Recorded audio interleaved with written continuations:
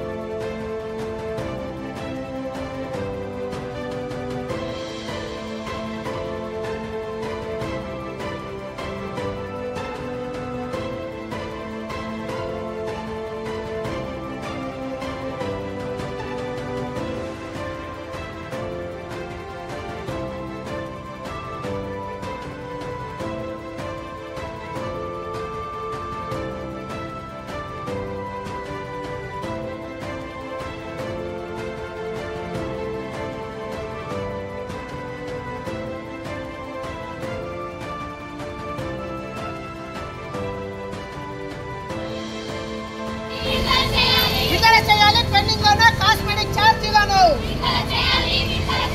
విడుదల చేయాలి. పెండింగ్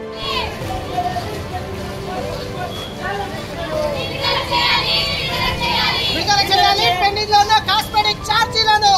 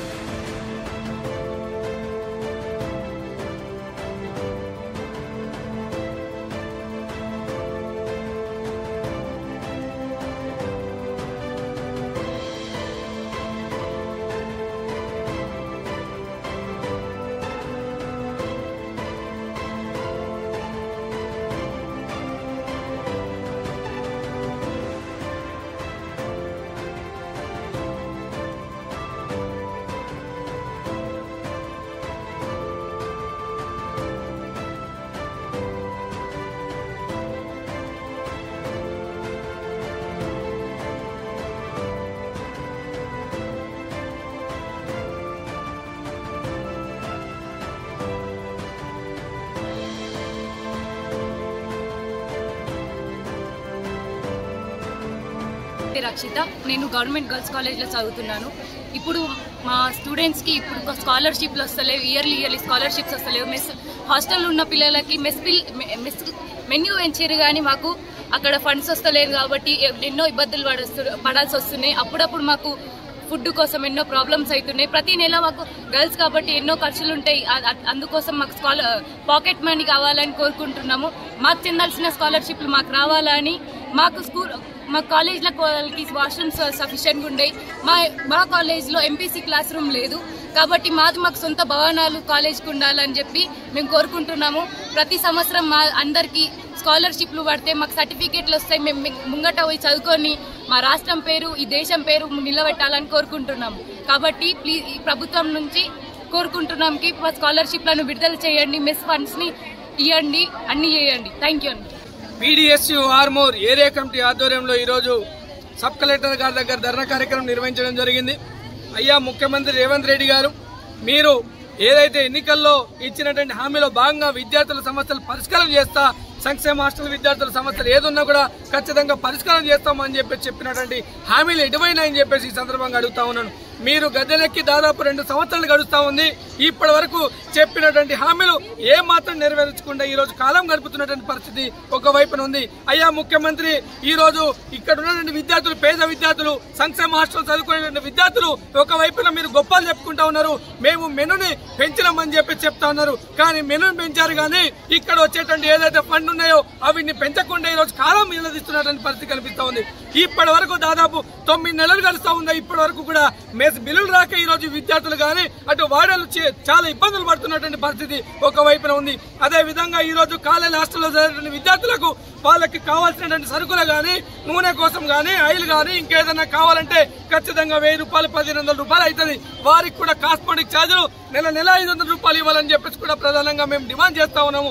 అదే విధంగా సొంత భవనాలు లేనటువంటి సంక్షేమ హాస్టళ్లలో భవనాలు నిర్మించాలని చెప్పేసి కూడా ఈ సందర్భంగా మేము డిమాండ్ చేస్తా ఉన్నాము. ప్రధానంగా స్కాలర్షిప్ రియంబర్మెంట్ దాదాపు 9,000 కోట్ల రూపాయలు ఈ రోజు రాష్ట్రంలో పెండింగ్లు ఉన్నాయి. దీని మూలంగా అసలు ప్రభుత్వ డిగ్రీ కాలేజీలో, యూనివర్సిటీలో, పీజీ కాలేజీలో విద్యార్థులకు, పేద విద్యార్థులు జాయిన్ అవుతా ఉన్నారు, చదువుతున్నారు.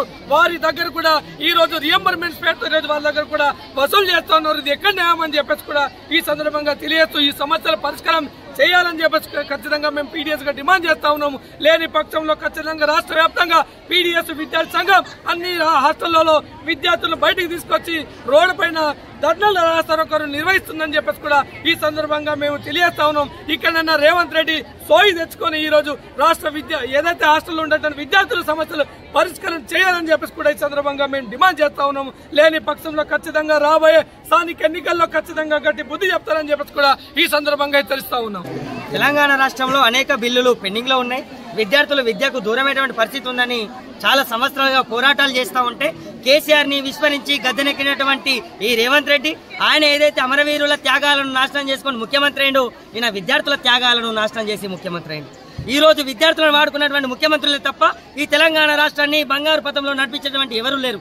ఈ రోజు అనేక మంది విద్యార్థులకు పాఠశాలల బిల్డింగ్లు లేవు. అనేక మంది విద్యార్థులు 0% స్కూళ్లు నడుస్తూ ఉన్నాయి. తినడానికి కరెక్ట్ మెస్ ఛార్జీలు పెంచట్లేదు, కూర్చోవడానికి రూములు లేవు, చదువుకోవడానికి టీచర్లు లేరు. అనేక సమస్యలు ఈ దేశంలో ఉన్నాయి.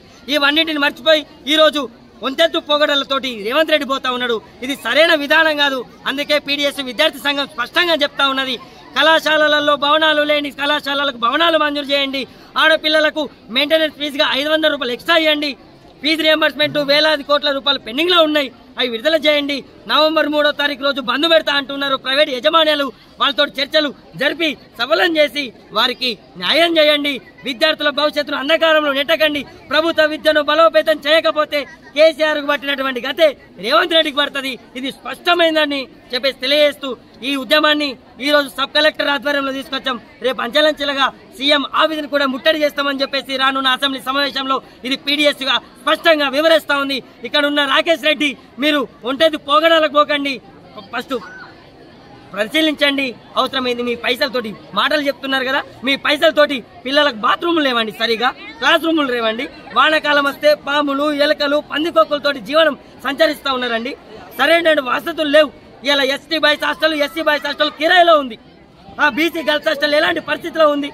దయచేసి గమనించండి. స్థానిక విద్యార్థుల సమస్యలు పరిష్కరించిన తర్వాత మీరు ప్రజాప్రతినిధులని ఒంటెదురు పోగడలకొండి అని చెప్పేసి PDS గా మేము స్పష్టంగా ప్రశ్నిస్తా ఉన్నాం, హెచ్చరిస్తాం.